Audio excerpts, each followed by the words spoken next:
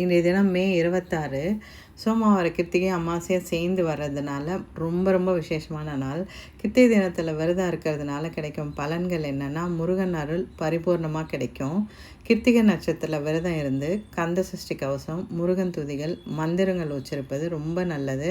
இதனால் கிடைக்கும் பலன்கள் என்னென்னா, நோய் தீரும், குழந்தை பாக்கியம் கிடைக்கும், இரத்த சம்பந்தப்பட்ட நோய்கள் குணமாகும். முருகன் அருள் இருந்தால் எதிரிகள் அஞ்சுவார்கள், தீய சக்தி நம்ம விட்டு விலகிறோம், சொத்து சம்பந்தப்பட்ட பிரச்சனைகள் தீர்வு கிடைக்கும், கடன் தொல்லைகள் தீரும், வாழ்க்கையில் ஏற்படும் மின்னல்கள் நீங்கும், செல்வ வளம் பெருகும், குடும்பத்தில் மகிழ்ச்சியான சூழ்நிலை உருவாகும், மன அமைதி கிடைக்கும். ஸோ இந்த நாளில் நீங்கள் விரதம் இருக்க முடிஞ்சால் நாள் முழுக்க விரதம் இருந்து நீங்கள் பிரசாதம் பண்ணி முருகனுக்கு வழிபாடு பண்ணலாம். முடியாதவங்க ஒரு வேளை மட்டும் விரதம் இருந்து பிரசாதம் பண்ணி நீங்கள் வழிபாடு பண்ணலாம்.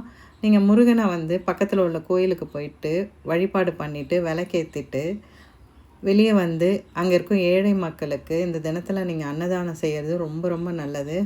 நம்மளால் முடிஞ்ச வரைக்கும் யாருக்காவது ஒருத்தருக்கு ஏதாவது ஒரு வகையில் நம்ம செஞ்சோம், அதனால் அவங்க பலன் அடைஞ்சாங்க அப்படின்னு சொன்னால் கண்டிப்பாக நம்ம இருக்கிற விரதமாகட்டும், நம்ம நினைக்கிற விஷயங்கள் ஆகட்டும் நிச்சயமாக நடக்கும்.